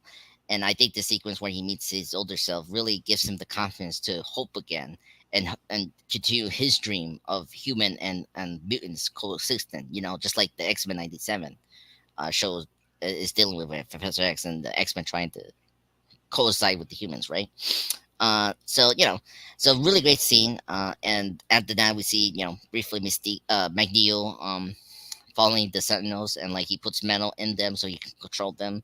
And then Mystique is trying to get into the plane, trying to assassinate Trax still, and Professor X tries to talk her out of it, and it doesn't really work yet. And then after that, Beast shows him the news about the presentation for the Sentinels for the public, right? And Xavier, hearing the speech that he got for Professor X, no one is lost and stumble, which we heard from Doctor Strange too in the Multiverse of Madness. I don't know if you remember the speech that he did. That was the same speech that Xavier, the older Xavier there, did to Doctor Strange, which that was really cool when they did it over there. I was like, yes, it's such a great speech. And so he does the here that Mystique isn't lost, she can still be rescued, and so they go off and go to DC to stop her, right? And so that's where we're at. And then we get a great scene where Wolverine talks to Professor X, and he's getting used to not being walking anymore, and he tells him, promise him to find him in the X-Men. Really great scene. He tells find Cyclops, Storm, Jean. So let me stop there, give it a break. What do you thought about that section, Jeff? Particularly with that scene of Professor X meeting the older version. Really great sequence. I mean, very emotional. Yeah, it really was. It was well done. Stuff like that could very easily, not be well done, right? having having a person, meet a future self or something like that, or whatever. You could easily fuck that up, right? And have it not work. So like the way they did it worked out really well. And McAvoy played a really great young Professor Xavier, which is cool because we'll probably only ever get that one young version of Professor Xavier. The Professor Xavier that we'll get in the MCU when we finally get live action X-Men will be older Professor Xavier. You know what I'm saying? Like he won't be like young Professor Xavier. That wouldn't make any sense. I don't think. But I could be wrong. Don't get me wrong. I'm not an expert. You know what I'm saying? I just, know what I know, like I'm just saying I don't think that makes sense. I think it'll be like a bald Professor Xavier in a wheelchair. Professor Xavier, like when they do the live action X-Men, they'll set it up to where it'll go right to that. You know what I mean? Yeah, basically basically what the first X-Men movie did, where we got introduced with Patrick Stewart and McKellen. Yeah. No, I understand. It's just sad because like McAvoy looked great as a bold Xavier. Especially, I mean, I'd have to imagine that for like the hardcore X-Men comic book fans, like seeing McAvoy play the younger Xavier must have really like done a lot for them. You know what I'm saying? And whatnot, because it's really interesting thinking because you always see him as older Xavier. So like to see him young, it's really interesting, right? Yeah. It really is. Yeah, I mean, he's. I like how inexperienced he is as Professor X. Because like the thing about Professor X, sometimes he's like so powerful, like he knows he's like the wise teacher. And it's a really well done film. Honestly, it's a movie that should have that literally like was like that was worthy of like probably like Oscar contention or whatever whatnot. Like you know what I'm saying, like as a drama. Like sci-fi drama or whatever, whatnot. It was that good. Yeah, I mean, it's really great. It was always annoying for me the Oscars never nominate this or Winter Soldier or Black. I mean, Black Panther they did nominate. They're getting better at that, but but still, I feel like they were done at comic movies. I think if the Oscars were allowed to go back in time, like and make and like redo certain stuff, they would go back and they would give Winter Soldier Oscars. Probably, I think they would. Yeah. No, I agree. Winter Soldier deserved to win Best Writing, Best Directing. You know what I'm saying? Like, Chris Evans should have won. Should at least been nominated for Best Actor. Yeah, I agree. His performance in Winter Soldier is great. I love Winter Soldier. It's a great film. Yeah, and was it Winter Soldier? Black Widow should be nominated as Scarlett Johansson. I thought that's. I wouldn't go that far. No, that's too far. It's too far. It's too far to even say Chris Evans should have been nominated to be. You know what I'm saying? That's too far. So to say that Black Widow, like, no, that's too far. All right. The movie, it's still a superhero movie. Yeah, that's true. They should be nominated the stunt team. Like, I think that's the most like the thing I like about. The choreography, the fight choreography, and the stunt people, all that, whatnot, and everything. Like in Captain America: Winter Soldier, that scene with Fury, that chase scene, on the streets is one of the best I've ever seen. Yeah, I agree. And same here with Days of Future Past. The Quicksilver scene, the Sentinel battle in the future is really great. Like, and the White House attack is really great. I mean, the way the Magneto lifts the stadium is really great. Oh yeah, God bless you. Yeah. Oh yeah, it looks very impressive. It looks very visually impressive. Yeah. Excuse me. Sorry. Just the scale of it. It's huge. Yeah. Anytime you give somebody like something that big, like something huge like that, right? Like in a movie of that scale, it's gonna look fucking impressive. Yeah. Yes. Yeah. It's really great, and the way we see the portals from Blink is really great. Yeah, one of the best effects for this film. One of the best for X-Men powers display. So anyway. Get back to that. So after the plane, so let me look at my notes here. Blah, blah, blah, blah, blah, blah, there. Okay, so we up to the summary. So we're wrapping up right now. We're at the finale. So let me do this. we're constantly going back and forth in the future now. We're now getting to more of like the future, and we're getting really great action scenes of the future here. So because now the Sentinels found the other X-Men in the future in their hideout in China. So a bunch of ships of Sentinels are coming in, and then while this happened, we're in the ceremony in the White House in 1973 where Beast, Wolverine, and Xavier there are stopping Mystique. While that, in between this, Magneto went back to the Pentagon, get his helmet. Really cool scene of him. He has the bowls that he used in X2 to deflect the guards there. So he has everything back. He has the helmet now. He now in this moment he lifts the stadium, which is a cool thing. I mean, you think in X-Men 3, The Last Stand, where he lifts the San Francisco bridge, they topped that by having him had the stadium to block all the police from the White House, and for him to kill the or hurt the people of the government, right? Why not? And while he was lifting it up, he activates the Sentinels, and they start attacking everyone in that White House. And so, like, Xavier had the moment of controlling Mystique, but then he got distracted because of the Sentinels started to shoot. And a really great action sequence here. See the Sentinels. Wait, what's your opinion on the '70s Sentinels design? I like the purple. Just like the comics. They were pretty cool looking. They were pretty cool. Okay. Pretty scary looking. Yeah. I like it. I like how they had those things that like look like the arc reactors from Iron Man. Like the wind, tunnels like for planes. Like that was cool design. If you put the purple, I'm fine for them to change some of the Sentinel design. So yeah, I like the '70s design. I know people are kind of mixed on the '70s design, but I think it's fine. I think it's not a big deal. So after that, after the stadium is dropped down to the White House, Wolverine and Beast are attacked by one of the Sentinels from Magneto. Beast is trying to distract them, so Wolverine stops Magneto. Here, spoils, you haven't seen episode 9 of X-Men 97, me and Jeff review.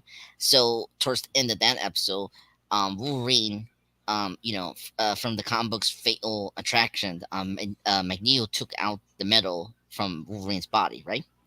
Here, this movie did the opposite of that, and instead of because Wolverine doesn't have his metal in '73, Magneto instead pulls out one of these like metal things from a brick or something like that. He extracts the metal. It was rebar. It was rebar. Rebar. Okay, rebar. Okay, thank you. Yeah, rebar. Yeah, so he used the rebar, like Hellraiser / horror, like putting in his body and like trying to control his body that way and lifting him and throwing him off the water. So now Wolverine's out the picture, and so like now Kitty Pryde has to Wolverine has to stay alive until Xavier stops Mystique to prevent the assassin and change the timeline. So yeah, so after all that outside commotion happened, mutant tracker attacks Mystique in the what do you call it, the vault, whatever they're in, the bunker in the White House. Vault. The fuck you talking about? The vault. This is a Fallout, sir. You know what I mean? The one that they go under the White House and they're like trying to whatever the fuck it's called, the danger room or whatever. I don't fucking know. Danger room? How? I don't fucking know, man. Whatever it's called. Anyway, the bunker. Yeah, the bunker. Anyway, I'm sorry, folks. Fuck this. Fuck that. I don't fucking know what it's called. I don't know what it's called either. So it's not your fault. It's my fault. I'm like, it's a bunker. Anyway, folks, I'm sorry. Chandram here. Bunker. Don't listen to me. It's a bunker. Anyway, so the bunker gets lifted by McNeil, and then McNeil does his awesome speech here on the government officials. He does the first X-Men movie or the WandaVision pull where he like pulls the guns on them, and he does this awesome speech about you know, that his kind uh, can do a lot of damage, and there's a really great speech from Fassbender, and you see the some mutants from the the Havoc sequence in Vietnam, and then while this happens, we see all the future mutants getting killed, like Colossus gets killed, like he's like. By the way, you're right, Jeff. This is such a dark, mature film. Like we see, Colossus' body being ripped apart, which is crazy. Um, and then you got like Warpath getting burned through fire at one point, and then Sunspot is trying to stop them, but one of the mutants turn into like Darwin's powers, and then one mutant turns into like Emma Front's diamond skin, and then there's one Sentinel, that does the final kill on Sunspot. It has the Lady Deathstrike claws. Really cool way to reference other previous mutants here. And then the last mutant standing is Blink, and Blink is opening all these portals to stop the Sentinels, but she gets killed like 4 stabs by Sentinels, which is crazy. And while the X-Men were trying to stop the Sentinels from the ships, Magneto, the older Magneto, gets stamped with one of the shrapnels from the X-Jet that got exploded to stop the Sentinels from their area. So after the speech is done, Mystique pretends to be Nixon. She has the plastic gun that strike your hands, and one of the Sentinels, because Beast ejects himself into going back to human, the Sentinel detects Mystique and Magneto's DNA, and so goes attack, but then Magneto kind of like defunct departs the Sentinel, and then he gets shot by Mystique, and Mystique knocks out Magneto, and she almost is gonna shoot Tracks, but then Xavier jumps in and tells her that she was right. He was controlling her, and now he's allowing her to make her choice. And then obviously, while this happens, we get intertalk of the Sentinels reaching into the the room where Xavier is at, and Wolverine and Kitty Pryde. And then after that awesome scene, Mystique drops the gun, and she does not assassinate Trax, and the future has altered. So they exceeded. So that's happened. So after that, everything is sort of back to normal. So now Mystique allows Xavier to control Magneto to lift up the debris metal that's like holding him down. And then they so she leaves. Magneto says goodbye to Xavier, and then that's the last time we're going to see these characters. And we go back to the Wolverine and the water, and we go back into the future now. That's changed, and we see him there. He wakes up. He sees now all the X-Men alive. So we get these really great cameos here of Rogue, Iceman. It was great to see Rogue. After this, I will briefly talk about the Rogue cut. There is a director's cut. Rogue was there. I didn't see Rogue. Yeah, Rogue is there in the ending, where she meets Ice. When Iceman pulls out from that final scene, he's holding Rogue there, because they're the couple in the original trilogy. And then after that, Wolverine meets Kitty Pryde again, Colossus. That was really great to reference their relationship from the comic books. So that was cool. He meets the older Beast. Cressy Grammer is back, so it was great to see him again, briefly. And then he sees Storm, and then of course he sees Jean Grey, played by the awesome and the beautiful Famke Janssen, and she's still great, really great in the redhead hair. And then after that, Scott Cyclops is alive, and he's saying like, "Whoa, hold up, boy, hold up there, buddy." And Cyclops is there. He has these cool shades, and then and then and so like he just walks off, and it's like okay, so it's very funny there. So then Wolverine meets the older Xavier, and he realized that's the Wolverine from the past 73 that helped him, and so like telling him to catch him up. And then we get the final shot where Wolverine is getting brought up by the police, whatnot.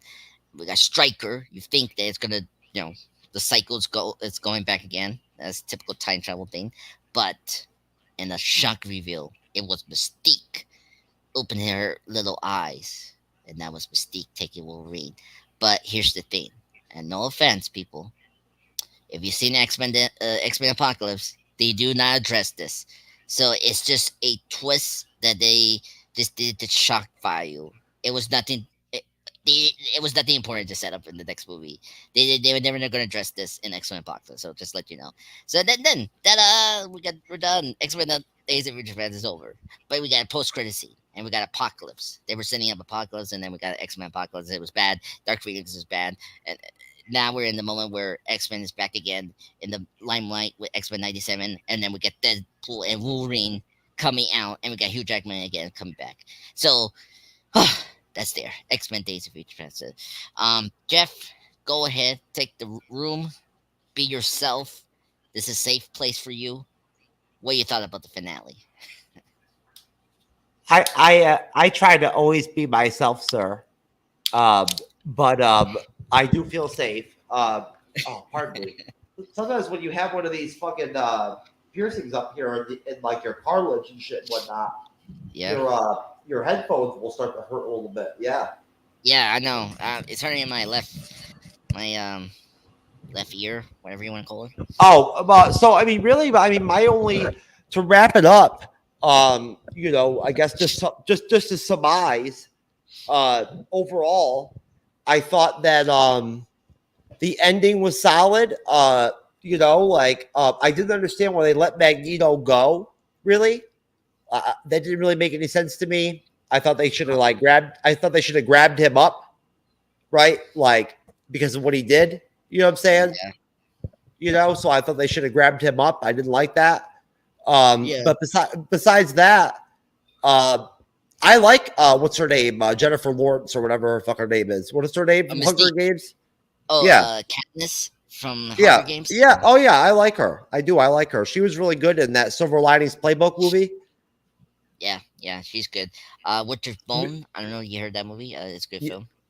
We should review either one of those two on the Bleeding Edge. No. I'd say that you know, I liked how it ended, how they flushed it out and everything and whatnot. How they tied up like Wolverine's arc in the film was cool. You know how he wakes up in the school and all that and whatnot. It doesn't really make any sense to me how that worked, right? Like I don't get that. I don't get how that makes any fucking sense. But like, okay, that's cool. You know what I'm saying? Like I'll roll with it, right? I'm down with it. It's a good fucking movie, man. I mean, seriously, it's a 10 out of 10. Yeah, I agree. If we were gonna give it ratings, this is a 10 out of 10. One of my favorite X-Men films is my number one still. It's one of my personal favorite Marvel movie. It's my personal favorite superhero film. It's one of the best. It's one of the best comic book. I would tell people they'd be better off to go spend their money, invest their money to go watch this in the movie theater rather than fucking Beetlejuice. Hey, I agree. Is that or this, I will choose X-Men Days of Future Past over Beetlejuice. I will say that. I have no shame in that. So yeah. I seen this film. Oh yeah, especially if you never saw it before. Fucking good, man. Yeah, and you bring up, how culturally important this film was. Like this was the end game for X-Men. You think about it. This was the next event after the first Avengers film. Like this was big, before Infinity War Endgame. So it was really impressive how they pulled off these two casts. So yeah, they delivered that. It was just a shame that they couldn't keep up the quality after this film with Apocalypse and Dark Phoenix, as we talked about that how bad they were. I mean, apparently Cyber liked Dark Phoenix. Dark Phoenix is better than Apocalypse, but it's still bad. But whatever. Cyber likes a lot of like really, really weird, bad shit, like Willow. That's right, Cyber. I said it. Yeah, that's Willow. True. You know what, Jeff? We need to make a deal. He will like the Matrix. The one time he wanted to pick a series, yeah, and it was Willow. It's the one TV series that Disney Plus has ever deleted off the platform. It's not even on Disney Plus anymore. They deleted it off. Really? I need That's to how check bad that. it was. Oh wow, I'm not surprised. Yeah. I mean, So now I'm just kidding. Like Cyber and I always talk about like what we're gonna cover, but like I pick, like at the end of the day, like I make the final decision on what we're gonna cover. Bottom line, besides the MCU stuff, and for the most part, I think I do a pretty good job. No. We have a great selection. We have scheduled, so I've been happy. So we're having a good year this year so far. I've given you a lot of good stuff to cover. Yeah. I throw a lot of good stuff at you. Doing S-Men 97 was fun. Yeah, it was really great. And House of the Dragon is going to be a lot of fun. Yeah, it's gonna be.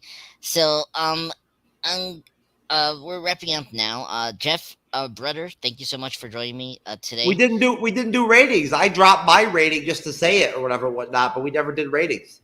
Yeah, so let's do this. I got your channel up. So what's you say your rating is going to be 10 out of 10 for this movie? Yeah, it's a 10 out of 10. I'm just saying we never did our ratings, so yeah. Mine was 10 out of 10, so that's my rating here.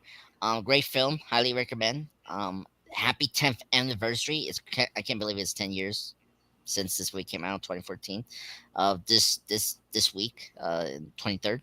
So I love it. Thank you, brother, for coming here. This is going to be a great start for the Memorial Day weekend. We got 2 X-Men stuff to review. This and tomorrow for X-Men 97 was great. I'm ready to get after it. I'm ready to have a really good show on the Bleeding Edge Report. We got a lot of stuff to cover.